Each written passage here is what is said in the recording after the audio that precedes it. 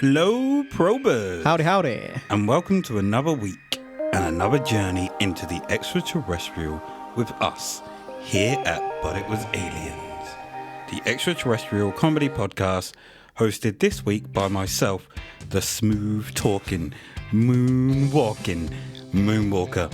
And opposite me is the grey-bearded, Nessie-riding Lothario himself, Kevin the Grey. But Nessie riding Lothario. Does that mean that I'm Lotharioing Nessie? What up, Nessie? Hey, hey, hey. I just kind of meant it as you would ride Nessie and try and chat up women while you're riding Nessie, but... Hold on, what do you mean try? A Lothario is successful, no? 9 times out of 10. I mean, you failed a few times. You've paid me a compliment. I'm on the back foot here. It feels unusual. I don't know what to do with myself. You haven't insulted me, I don't think. Nessie riding is a bit of a grey area, but... The way you took it would be an insult. But that's where your mind went. And now your mind will never leave. What sort of noise do you think a Nessie makes? Is that the noise a Nessie That's how it says hello. Ah, I thought that was when you're riding it. That's where your mind went. So I dropped a clue in the intro to where we're going today. Greybeard? We're taking a ride up north to Scotland. Aye, laddie. It's around 10 p.m. on August 17th or 27th, depending on your source. Excellent start. It's 1992 and two friends, Garry. Oh, Garry. Garry shit. Garry Wood and Colin Wright were driving to Tarbrax along a quiet road near to Edinburgh. Aye. Tarbrax is a small village in East Lothian and also where their friend lived, who they were delivering to. They'd settled into their trip and had just driven past Harperig Reservoir when they were stopped and received a peculiar request. This request was from a small boy who said, "All I need is about 3 for that. You goddamn knock this monster came along and you goddamn had me free for it. 3 for that."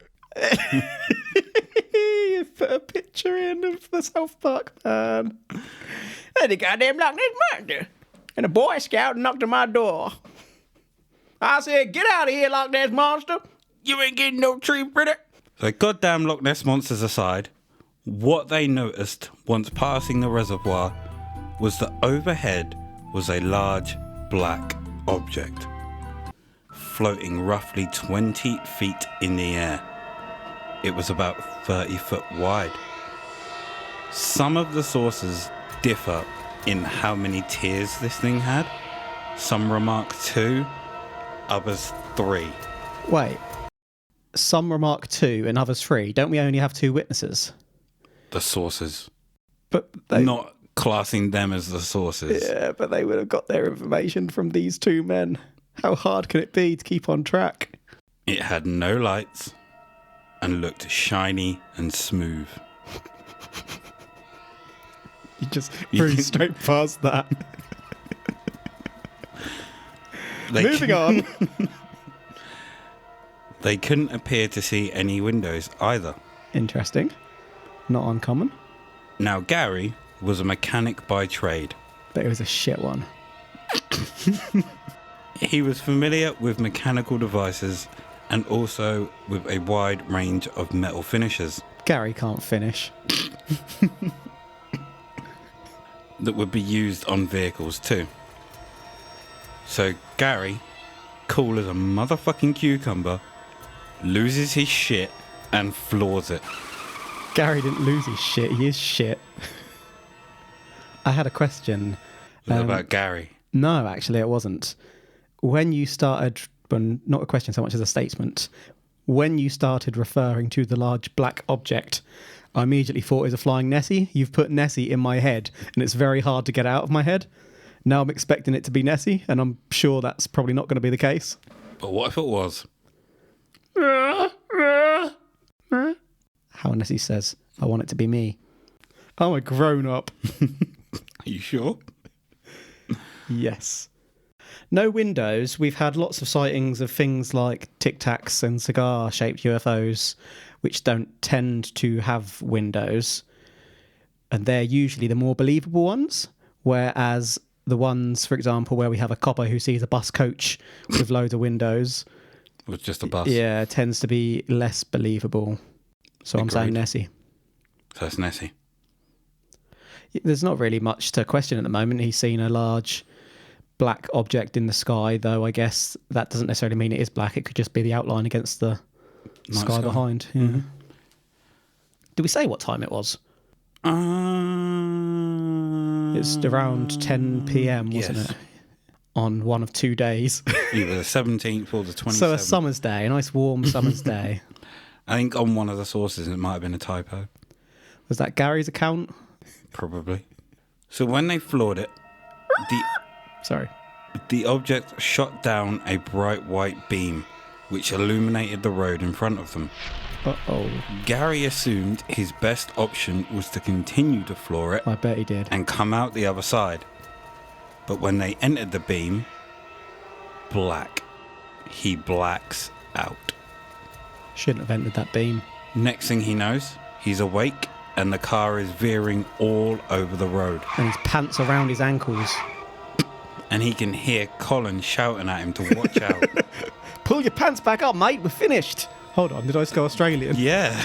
Pull your pants back up, laddie. He manages to bring the car to a stop. Then they look at each other. What just happened? What just happened? What was that little head movement before you said it? It was like a... I don't even know, lad. What just happened? So he went into the light and he blacked out. Mm-hmm. Woke up, trousers around ankles, and his trousers Colin's weren't shouting. around his ankles. Okay, I must have misheard you. Is that what you wanted to happen? For these two, yeah, they both seem a bit lonely. I hope they find companionship. What makes you say they're lonely? They're driving around together. Delivering something to a friend. Something heavy that takes two people to deliver. What day of the week was it?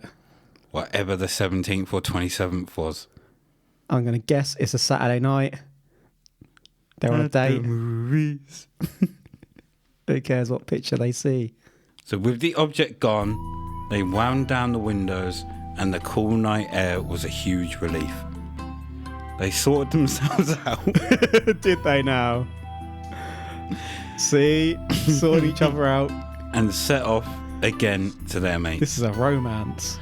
As they arrived, go on, Garry. Garry parked outside, and as he went to undo his seatbelt, he found that it was already undone. Well, obviously. A little disconcerting, but he thought no more of it. They unloaded the items from the car and headed to the house. They knocked. Several minutes went by, but no answer. Knocked again, and then an upstairs window opened, with their friend who was expecting them not looking too happy to see them. I imagine a few expletives were uttered when he informed them that it was 1:45 in the morning. Lost time. Ding, ding, ding, ding, ding.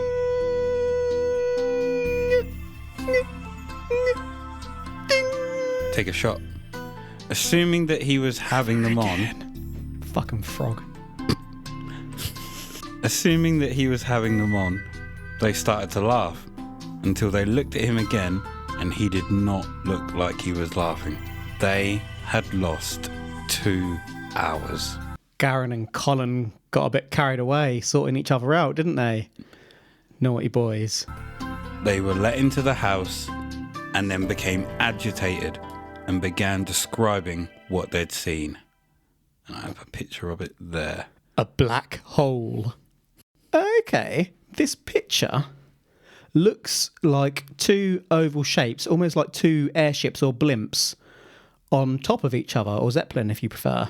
So it's one object, but it's, that kind of shape with a beam coming out of the middle of it towards the bottom, typical of what you've probably seen in UFO popular culture, with a man being sucked into the beam. I'm guessing that was Colin. Yep, just like that. Pretty standard UFO fare, this one. Big though, isn't it? 30 foot wide. I also noticed the picture gives it 2 tiers, not 3. Yeah, but you did say in some counts 2, some 3, didn't you? I think. I did. What did the friend make of this? We're about to find out. Me. They begin. What was that? Is there a cat in here? They were given paper to draw what they'd seen, but unfortunately, I couldn't find these sketches. Ah, shit. 3 of them sat and talked for hours about what could have possibly happened. It was dawn when Garry and Colin left the house to head home, back to Gilmerton, and they decided it wouldn't be a good idea to head back the way they came. Lucky they have the choice, because not everyone gets that choice. Sometimes there's only one way to where you live. So are we going to find out what the friend thought later, or was it just they sat there trying to draw it and couldn't? Just Or sat you there couldn't find trying. it, sorry. Couldn't find the pictures. So do we have the friend's name? Sorry, I can't remember if you said. No, we don't. Is the friend... I'm guessing by that the friend is not on record. Just these 2 are the only sources? I think I mentioned that the friend gets investigated at some point, Okay. but I can't remember. Is- I might have just read it and not put it in. Is it possible No. that... You didn't know what I'm going to say yet? Gary shit? No. No, actually. That's not what I was going to say at all, actually. I was going to ask whether it is possible that Colin has slipped a little something in Gary's drink. Maybe this isn't a romance for the ages. Maybe one of these guys is a naughtier boy. Or maybe he wanted to go and do something that he shouldn't be doing, and so he drugged his friend so that he wouldn't get caught doing it, and now he's playing innocent, and the other friend has dreamed that they've seen a ship. Yeah, I don't think that's happened. Well, how do you know? Have they written a book? I don't think that's happened. Okay. So the next day, Garry wasn't feeling too well. I bet. He felt completely worn out and just lacking any energy at all. Considering he'd been awake for nearly 24 hours, I'm not surprised. Unless this is the following day. Either way, it didn't get any better. Garry was also starting to have disturbing dreams and huge changes in his sleeping patterns. This started to cause him to have constant and severe headaches. Oh no. Garry decided he'd do something about it, and he went and visited his doctor. Advised to have an MRI, he got one, and it came back negative. Not settling, he underwent an additional precaution and had a spinal tap procedure. Did they turn it all the way up to 11? Nice. Thank you. Which is an invasive procedure used to remove cerebrospinal fluid. Ooh. What does he think has been done to him? I think he just wants to know what's going on. Yeah, but wouldn't you just try taking some paracetamol first? He's He jumped may have in done, pretty it's deep, clearly hasn't not he? Happened. He's gone to his doctor, and doctor's gone, go get an MRI. I think the doctor would have prescribed paracetamol or aspirin first. But he's gone, skip that shit. And Go to the surely MRI. the doctor should be the one recommending the spinal tap procedure. Wow. He's gone out and decided he needs it himself. Crikey. Credible chap. Smart. Are you vouching for Garry? Neither Garry or Colin reported the incident to the police or to the media. And you can understand why. The constant cross-examination and ridicule that would follow could potentially be huge. So they opted to inform Bufora, the British UFO Research Association. Yes, we've come across these guys before. This then got Garry deep into the rabbit hole of ufology. Butthole of ufology. and to try and understand what happened to him. He's jumped in pretty eagerly and quickly there, hasn't he, without looking at other things first? I think you'll find he probably tried aspirin, paracetamol, Nurofen. Is that in the sources? Then he's probably tried a little bit more hardcore stuff. Might have tried morphine, didn't work. MRI, spinal tap. Then he's gone aliens. I mean, logical progression tree. He's got MRI, spinal tap, aliens, and he's probably thought aliens all along. I think you'll find he's taken the correct route to get to where he's at. Oh, will I indeed? So as he read more and more, he discovered strange phenomena investigations. Our company? And Malcolm Robinson. Not our company. Malcolm would go on to conduct an extensive investigation and fully research the incident. And first up, he suggested hypnotic regression. Ding, ding, ding, ding, ding. That's 2 bingos. Garry and Colin weren't sure at first, but later came round to the idea. Bollocks, weren't they? With the sessions being conducted by a highly respected hypnotherapist, Helen Walters. So disappointed that it isn't Dr. Fartsprinkle. Ooh. That I'd have been in at that point. I mean, I'm on the fence here. Whew. Where was I? Yeah, they thought about hypnosis, did they? Bollocks, did they? I reckon they had that in their head before they even thought of the MRI. So, I think you'll find Do you that now? what they've done is they've gone paracetamol, aspirin, Nurofen, then some morphine. Ibuprofen. Maybe they took that too. MRI, spinal tap, aliens, regressive therapy. They have taken the correct route to get to where they are. Okay. So in the very first session, Garry burst into tears. Burst into the boxes full of fucking gold, did he? And that was the most exciting thing to happen. What? Bursting to tears isn't exciting. Is if you're watching. What? You sadistic bastard. Bursting into tears is horrible to witness. It's like watching a little kid fall over. It's like, it's funny. Oh, son. It's funny, but then you feel bad. Do you? Do you? Depends how much they hurt themselves. Exactly. The tears are horrid. You have no soul. Watching people fall over is funny, though. Little kids especially. Okay, maybe not. You can't say maybe not while looking at me with a massive grin. Oh, they're just all arms and legs. So when they fall, it's just like All arms and legs.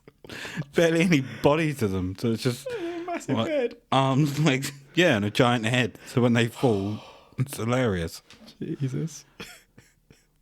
Although I had a photo shoot not recently. Did you now? I did. Was it nude? No. Was it a glamour shot? No. Are you sure? Yep. If I was to go to a reputable online porn site, would I find it? Reputable. Well, I wouldn't expect you to be in any of that back alley stuff. Yeah, go to the reputable stuff. Go there. No, but anyway, it was to StreetDragonGrays.com. It was for a clothing brand. But when I You're went, modelling for a clothing brand? yeah, Can we say the brand? no, Is that because it's As the Basics? no, because I've not been paid to.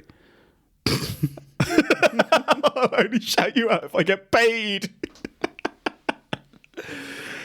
All right, page through. Nah, but I don't know when they're releasing their stuff, so I'm not gonna say anything just yet. Okay, is it a new label? Mm-hmm. If it is, could you actually fit in their clothes? It's the hoodie. That I have behind me. for all of you that can't see it. It's a really nice pink hoodie. It's okay. Fuck off. He's now catwalking across the studio. But anyway. Too sexy for my shirt. So sexy it hurts. I digress. I parked up to where I was meant to be. Did you right, said Fred? And I saw this guy on a bike stack it. Couldn't help but laugh. And then I thought, maybe I should go see if he's all right. Because he was on the floor for quite a while. Okay. And then I slowly got out of my car and went to check he was all right. He was fine. So I continued to laugh. People falling's hilarious. Then did you walk away like you were on the catwalk? The catwalk, yeah. Did you do a little turn on the catwalk? That typical gym pose with the back leg out. Too sexy booty to for the my side. hoodie. It was just like, feeling cute, might delete later. Right, we've gone way off track. Yeah, I can't remember any. Oh, yeah, tears. So, tears. So that was the most exciting thing to happen until they probed deeper and deeper in other sessions. Uh-oh. Both men recall sitting in the car and then it stopping in the middle of the road before 3 small humanoid figures appeared either side of the car and opened the front doors. So there was that 6 total with those 3 either side? You're only supposed to open the bloody door. 6 total, 3 either Yeah, side. cool. I just wanted to make sure it wasn't 2 one side, 1 the other. So yeah, that's going to be pretty hard to fight against, isn't it? Mm-hmm. Colin recalls Garry being placed on a floating stretcher. Oh, Garry. Garry, however, doesn't remember this. No, he remembers Colin being placed on a stretcher. Legs akimbo. On the stretcher.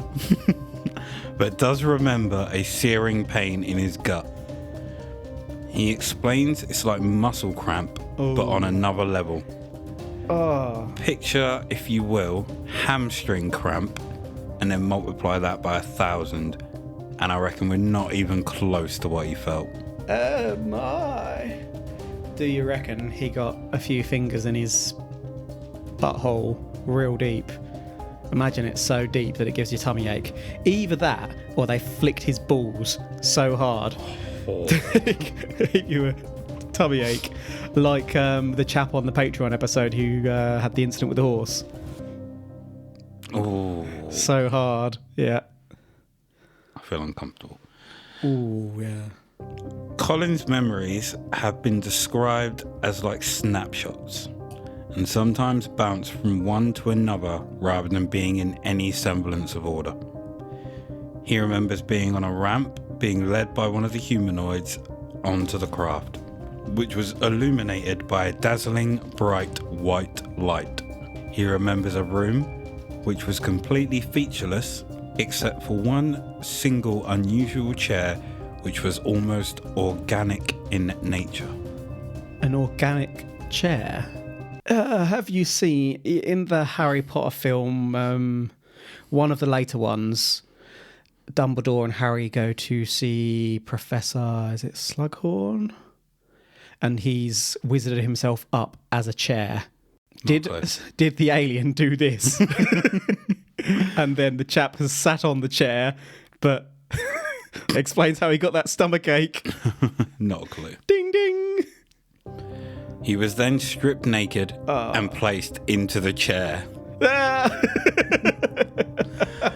The whole time, he didn't resist. After being placed into the chair, he was examined, but not probed. Well, not probed, he was straight up shafted by the professor. That's pretty grim. It's... Right. It's slightly more believable that he describes the memories as like snapshots. Mm-hmm. I've once been, quite a while ago now, so I don't remember it too well. No, not that. Been on a dementia training course, and they felt the best way to describe what it's like for someone with dementia is to imagine your life as a photo book, and gradually photos on the pages start disappearing, and so you you can see the photo of this particular moment of your life, but then you can't see the others on the page to understand how you got there. Yeah. And yeah, if someone's been messed with by aliens and they've had their memories attempted to be wiped, that's worryingly a very nice description of it. I get what you mean. Yeah. I want to get away from these cramps, but my mind just keeps on going back there. How did they? Did we find out how they got them, or maybe they keep on saying there wasn't a probe? I feel like there's going to be a probe, or you're or you're being delicate, and there has been a probe. Hashtag. Where did you get the gummy bears sticker? Moonwalker has a gummy bears sticker on his MacBook. No, I do. It's from my favourite fitness clothing brand. Okay, I now notice that the gummy bear is doing weights. Mm-hmm. On the catwalk. In a sports bra, not a hoodie. Kind of fit, kind of fat. If you're listening, I would like some XL t-shirts. Anything. All your gear is really good. If you lift, go check them out. I don't give a shit that I'm not being paid. Their stuff is great. Kind of fit, kind of fat. Oh, I thought you were saying if you are kind of fit, kind of fat. I didn't realise that was the company's actual name. No, that's the company's name. What happened to no ads, son? Like I just said, I don't care. They're good. Plus, if they want to send some free shit my way. On that basis, if Tommy Hilfiger would like to send anything my way, or Tesla, then feel free to do so. Enjoy your kind of fit, kind of fat, Mr. Moonwalker. Let's continue. Audi, let's cut a deal. He means the shop. No, the car dealership. Do a podcast from a car. On the catwalk. On the catwalk. Yeah. He'll do a little turn on the catwalk. Oh, I don't like the way you're seducing me with your eyes when you say that. If anyone hasn't heard Right Said Fred, go on YouTube and look up their songs. Was it called I'm Too Sexy? I think so, yeah. Yeah, it'll come up if you look for it anyway. And just, that's Moonwalker. I was about to say, that's the way Kebs are looking at me right now. It's not on the catwalk. So the next memory was of him being in a glass-like tube. Oh no. Strapped in place by his feet, and outside the tube, he could see other humans in similar conditions. A clear-like fog filled the room, similar to smoke being pumped across the floor. Colin was being pumped across the floor. I'm sorry, continue. In the doorway was a tall humanoid figure. Uh-oh. And coming towards him were another three. When you say coming towards him... No. Continue. His container began to freeze up and he began to weep. From his ass. As he did, he describes the tube clearing up again as if someone had pressed rewind on a film. Ooh. Out from beneath him, a device began to rise from the floor. Uh-oh. It was long and thin. Uh-oh. Rod-like, with a small triangular head. Oh, no. Two glowing red lights set into one side of it. About halfway up, the device was a peculiar appendage. Ooh. The entire thing moved from side to side. Like a vibrator? Colin thinks that it may have been scanning him. Okay. So it's not going in him. Garry's next session was much better. He described something very similar to Colin, except instead of being placed in a chair, he was placed on a table. He wasn't held down, but he was physically incapable of moving. He noticed a black lens-like device in the middle of the room, and this device was twisting in on itself. Garry says it reminded him of a Mobius strip. It was making a noise as if displacing air, and the more he watched and listened, the more he thought that it was trying to stabilize itself. As he continued to watch, a long, thin, translucent arm came over his chest towards his head, then dropped on his chest near his shoulder. This particular memory caused him to jerk out of his trance and start convulsing. Oh. What on earth? A translucent arm. Was the arm belonging to one of these figures? I'm assuming so. Or was it a probe Doesn't- arm? And that's why he started specify. convulsing, because he's remembering it going back slowly, deeply inside him. In another session, he describes seeing a pool of liquid, and from that pool, a tall, thin, frail-looking creature slowly began to emerge. But as it did, it looked like it was in pain. Like a skeleton covered in skin was his final description. With the ribs looking bruised, Skeletor? he witnessed that the creatures seemed to have an issue with gravity and the atmospheric pressure, and they kept falling over. He thought that maybe the pool of liquid or gel was a treating agent for the bruises from the constant falls. But what was weirder still was that amongst these creatures, he noted seeing a small man dressed in a neat black suit with No. a black tie watching what was going on. He was amongst them, but they seemed respectful of They've him. got a voyeur. Amongst the creatures, there was one that stood out. It had a heart-shaped head and tribal-like markings down its cheeks. And I have pictures for you there. Okay, this is fucking E.T. That is literally E.T. There's two alien figures. The one on the left is 100% E-freaking-T. There's no better description. It's... Yeah, I can't do better than that. That is wrinkly-ass E.T. Even got the same nipples as him. How do you know that's his nipples and not just where his armpits are? I can smell them. Why has the other one got war paint? Maybe it's a warrior. It's a warrior ET. It'll fuck you up. I like how it's nearly the colour of the rainbow, but not quite. So he's not quite Pride, but he's heading that direction, which is lovely to see in an extraterrestrial species. His neck looks like a ladder. Yeah, the other one is Wrinkles. also an ET, but slightly less wide, more elongated, very much paler rather than ET coloured, with almost like flags under his eyes. War paint. Yeah, flags. Mentally, Garry asked, "Why are you doing this?" And in his mind, he got the reply, Sanctuary. Borderlands? Where's Claptrap? "Catch a ride!" Explosions! On the catwalk. You really need to stop seducing me with your eyes. Starting to get worried. Why is there an MIB watching? Well, why? What?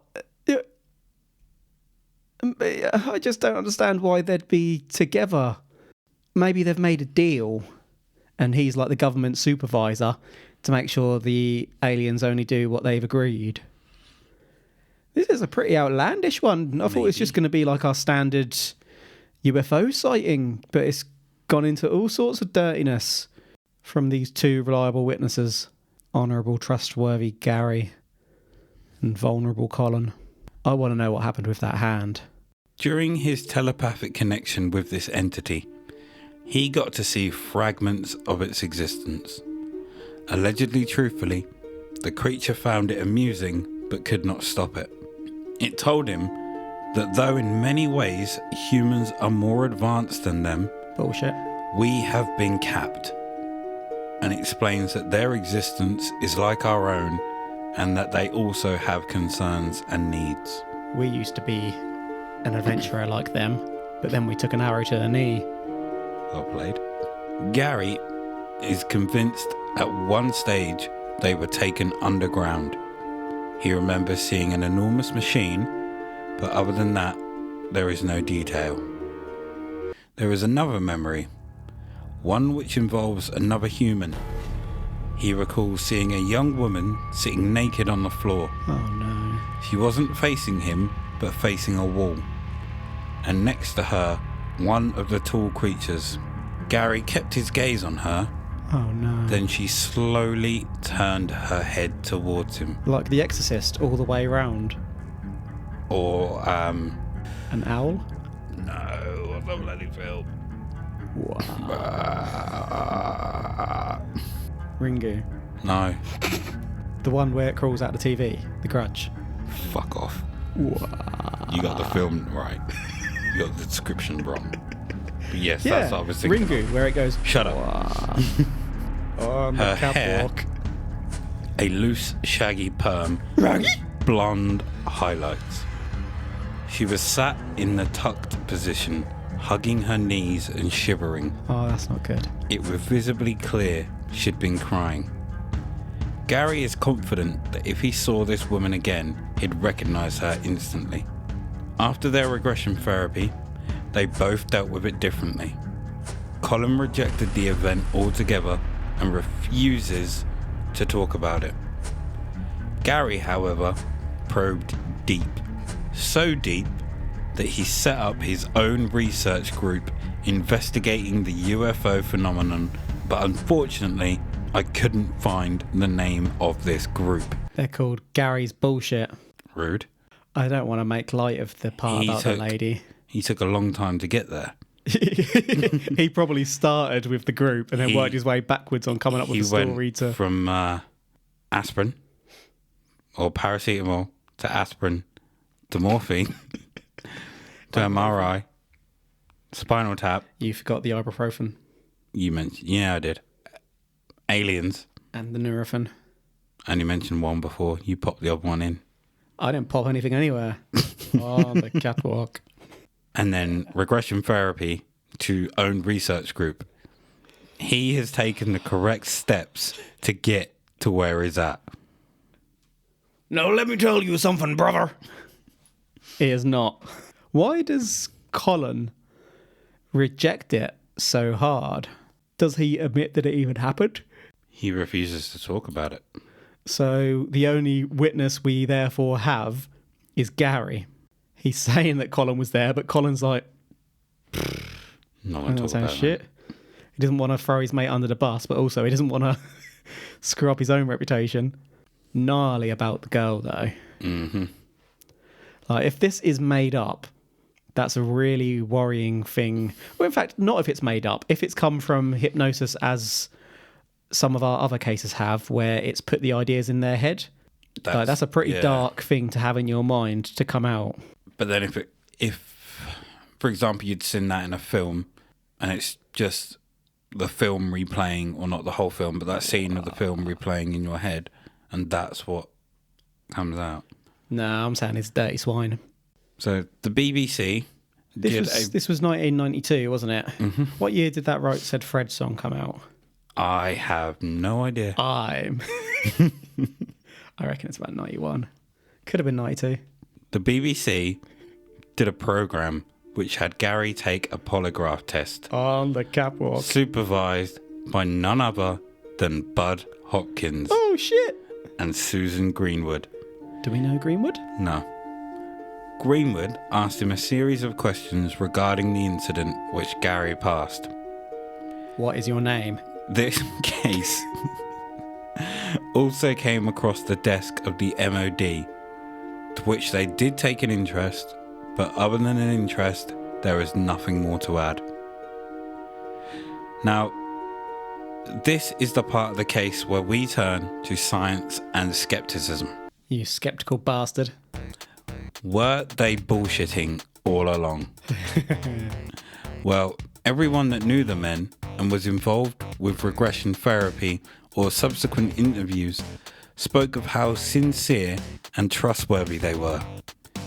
Also, there was no financial reward, and other than Garry probing deep into the field afterwards, there is no evidence that I could find which suggests they frequented the circuit.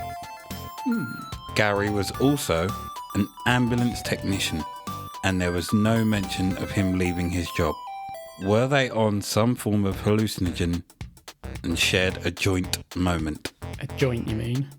A theory out there is one of military abduction. Would explain the Man in Black. Could they have been abducted by their own government, or one working deep, deep undercover. Deep undercover. Did they inadvertently stumble upon something?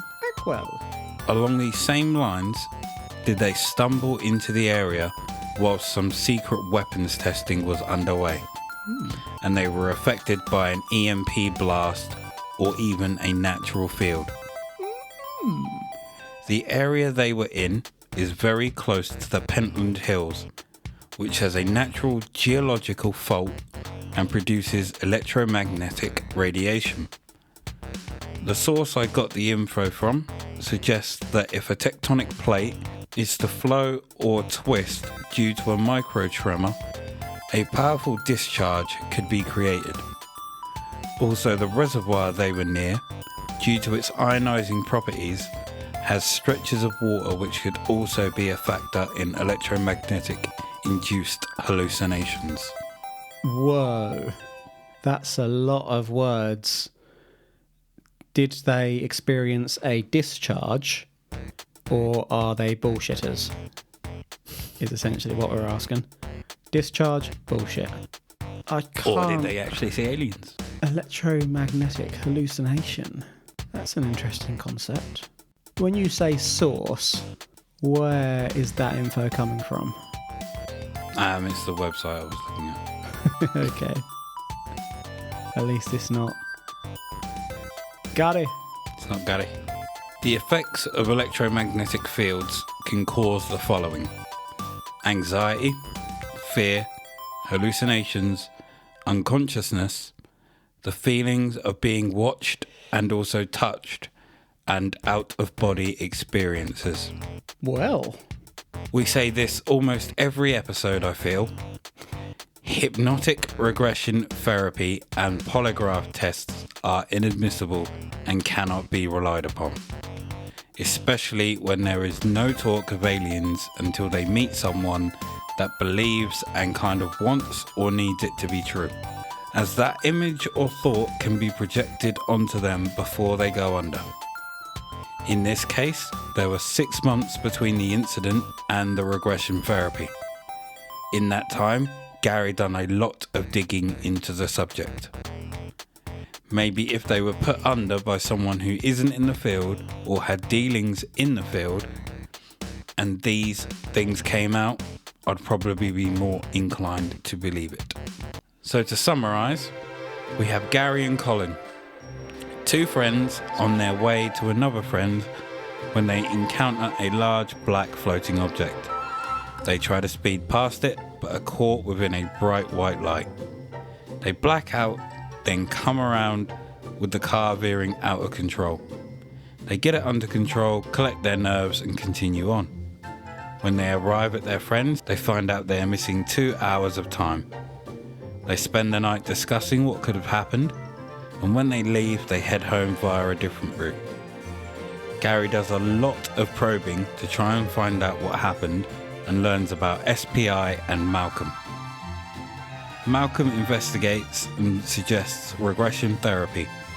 Under therapy, a lot comes out, from small humanoids taking them from the car, tall creatures experimenting on them, glass capsules, underground caves, telepathic mind links, another human crying, and a man dressed in black watching it all. Garry creates his own UFO research group, which I can't currently find, and Colin is very reluctant and refuses to acknowledge what happened and also refuses to talk about it.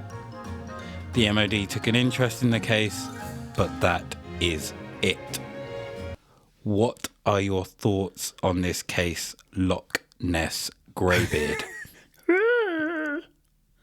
I kind of got swept up in it and forgot that it all came from regressive hypnotherapy.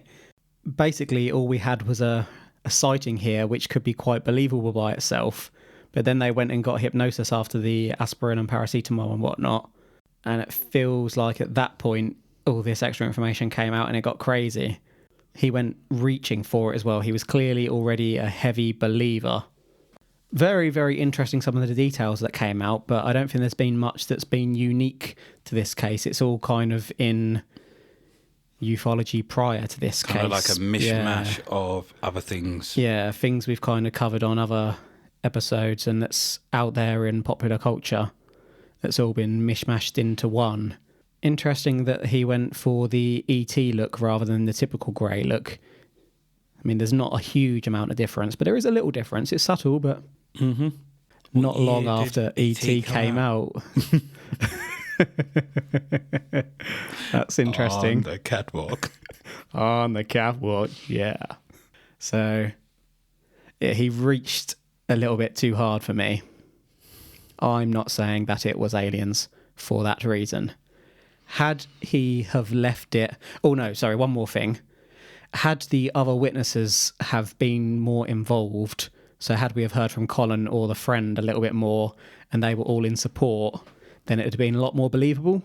The fact they don't want anything to do with it is slightly suspicious to me. On the catwalk. I agree.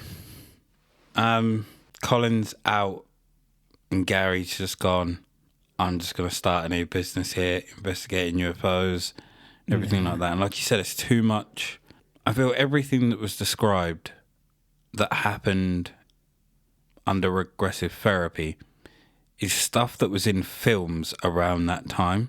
Like the ET looking aliens, humans being kept in glass tubes, stuff like that.